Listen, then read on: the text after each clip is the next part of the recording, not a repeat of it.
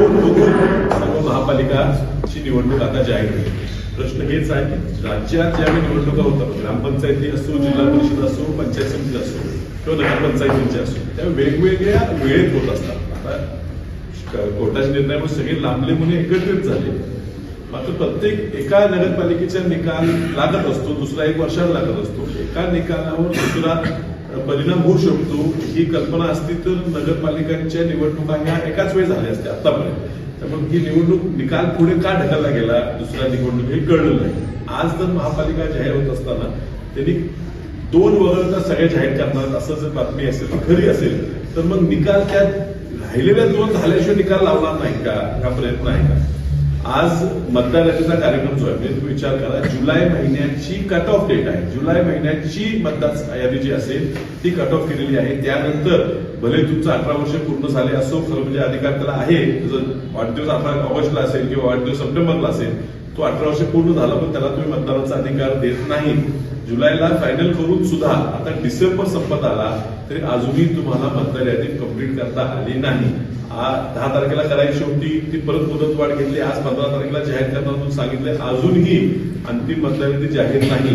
अंतिम मतदार यादी जाहीर झाल्यावर ती बूथनिहाय नाही, ती फक्त प्रभागनिहाय आहे. बूथनिहाय यादी करायला अजून त्यांनी आठवडाभराची मुदत घेतलेली आहे, 20 तारखेपर्यंत ते 22 तारखेपर्यंत. तिथून परत फायनल यादी मतदार बूथनिहाय नंबरसह ही 25 का 27 तारखेच्या आसपास येणार. निवडणूक प्रक्रियेला परंपरा आहे की सिस्टम आहे. आधी मतदार यादी तयार होते, कच्ची यादी तयार होते, हरकती घेतल्या जातात, फायनल यादी तयार होते. फायनल यादीवर प्रत्येकाच्या नावापुढे क्रमांक नंबर येतो, त्यानंतर निवडणूक जाहीर होते. अजून मतदार यादी फायनल नाही, अजून जाहीर नाही. बूथ निहाय तर व्हायला अजून 10 दिवस आहे. तर आज निवडणूक आयोग निवडणूक कशाची घेणार आहे आणि मग त्यात अर्ज भरत असताना नावापुढे अनुक्रमांक नंबर नेमकं कोणचा लिहायचा आहे. जर निवडणुकीची अजून तयारी झाली नसेल तर आज जाहीर करायची काय गडबडी कळलेली नाही. त्यामुळे ह्याच्या मागे थोडा गोडबंगा दिसतोय. आता ह्या महापालिकेसंदर्भात आमची बैठक नेत्यांची आमची झाली असली तरी शिवसेनेची आणि वंचित आघाडीशी माझी वैयक्तिक चर्चा झालेली आहे. त्यांना सुद्धा सोबत घेऊन ही निवडणूक लढायची अशी आमची तयारी आहे आणि चर्चा पॉझिटिव्ह नोटवरच सुरू आहे. आम्हाला विश्वास वाटतो की ह्या महापालिकेत येणाऱ्या इतिहास बघितलं तर मागच्या निवडणुकीत जरी महापौर पहिल्या टर्ममध्ये आमचा झाला नसला तरी मतदान बघितलं तर मागच्या वेळेला आमच्या आघाडीला भाजपपेक्षा जवळजवळ 6% मतदान अधिक पडलं होतं. लोकसभेच्या निवडणुकीत ह्या मतदारसंघात महापालिकेच्या क्षेत्रात जवळजवळ 20 ते 25 हजारांनी मला मताधिक्य मिळालेलं आहे. आणि ह्याच्यात जर तुम्ही आमच्या महाविकास आघाडीच्या शिवसेनेला पडलेली मतं जोडली तर जवळजवळ 50,000 मतानं आम्ही महापालिका क्षेत्रात भाजपपेक्षा पुढे आहे. आणि काही लोक जरी गेली असली तरी 80% नगरसेवक जी आमच्या आघाडीत निवडून आली ती आजही आमच्या सोबतच आहेत. आणि त्यापेक्षा महत्वपूर्ण जनता ही अजूनही पुरोगामी विचारांची चांगली आहे आणि त्यामध्ये आमच्यावर राहणार. फक्त आमच्यात विभाजन होऊन मागच्या वेळेसारखा भाजपचा फायदा होऊ नये त्यासाठी एकत्रितपणे लढायचा निर्णय झालेला आहे. मी तुम्हाला विश्वास देऊन सांगतो, प्रश्न मी राहील की नाही ह्याचा नाही आहे. प्रश्न आम्ही सगळेच एकावर राहू करणार तुम्ही विचारू शकता, पण तो आता शंकेचा प्रश्न राहिलेला नाही. आम्ही काँग्रेस आणि राष्ट्रवादी तरी प्रभावीपणे एकत्र लढणार आहे. शिवसेनेलाही सोबत घेणार आहे, वंचितना आणि इतरही आहे. शेतकरी संघटना असेल, शेट्टी साहेबांची त्यांच्याशी चर्चा चालू आहे. जनता दल होती, शरद पाटील सर आता नसते तर त्यांच्या लोकांची चर्चा चालू. असं वेगवेगळे घटक एकत्रित करून आम्ही चांगलं बॅलन्स द्यायचा प्रयत्न करतो. मी पूर्वी सांगितलेलं आहे तर भाजप मला बोलवत असेल तर मी माझं काम चांगलं करतोय हे मी त्याच्याकडे कॉम्प्लिमेंट समजतो, त्याच्या बदल्यात मी त्याचे आभारी मानतो. पण मी ह्या विचाराचा आहे. या सगळ्यात महत्वाचं म्हणजे मी निवडणूक लढवताना मी स्पष्ट सांगितलेलं की मी निवडून आलो तर मी काँग्रेस पक्षासोबत राहणार आणि निवडून आल्या दुसऱ्या दिवशी गुलाल न उतरता मी आणि आमचे नेते विश्वजित कदम आम्ही दोघं मिळून सोनिया गांधींची आणि राहुल गांधींची, खडगे साहेबांची भेट घेऊन त्यांना पाठिंबा जाहीर केलेला आहे. जनतेपुढे मांडताना मी काँग्रेसचाच आहे हाच माझा मुख्य प्रचाराचा मुद्दा होता आणि मी त्या पद्धतीनंच प्रामाणिक राहतो. तेव्हा तुम्ही जर त्यांनी आज भाषणात मुद्दा घेतला आणि त्यांनी मुद्दा घेतला की वर्ल्ड बँकेचे निधी जो मित्रांनी त्यांनी जो काढलेला आहे तो MRDP च्या माध्यमातून जे पैसे 500-600 कोटीचा प्रकल्प ह्या ठिकाणी काढून त्याचे टेंडर पण गडबडीत घ्यायचा प्रयत्न त्यांनी केला. हे करत असताना लोकप्रतिनिधींची मत घेऊन करायला गरजेचं होतं.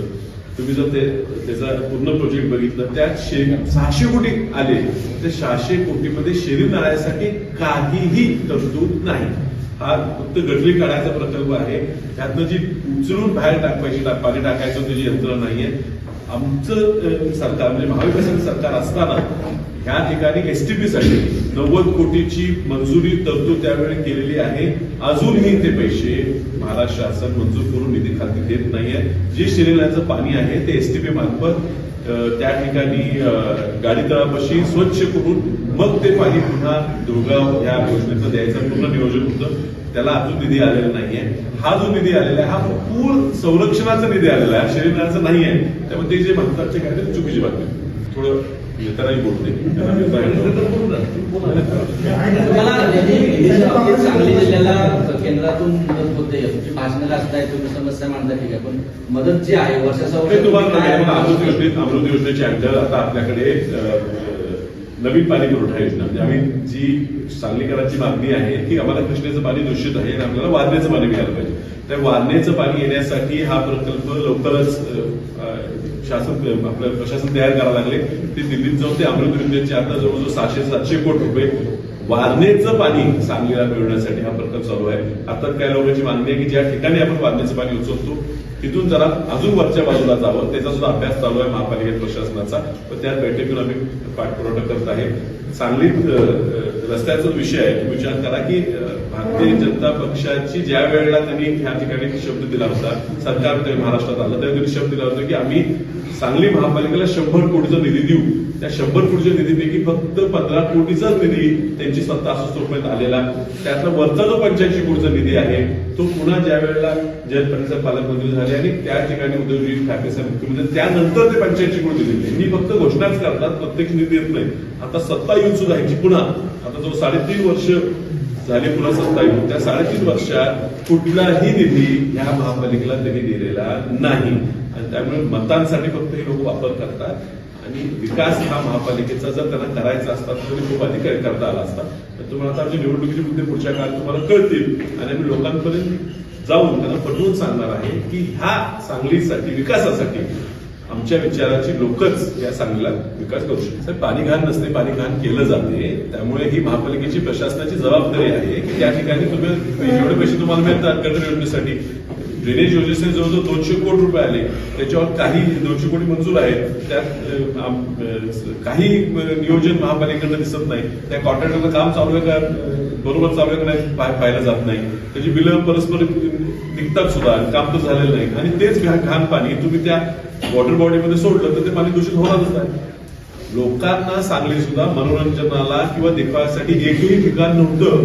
त्यामुळे ते ठिकाण आले निदान लोकांना आज विरंगुळा म्हणून संध्याकाळची त्या ठिकाणी चांगले कुटुंब आपलं परिवार घेऊन तिथं जाऊ शकतात. एक चांगला कार्यक्रम तिथं वॉटर शो पाहू शकतात. आता ते पाणी घाण का आहे, ते पाणी स्वच्छ केलं पाहिजे ही जबाबदारी महापालिकेची प्रशासनाची आहे, तरी ते केलं पाहिजे.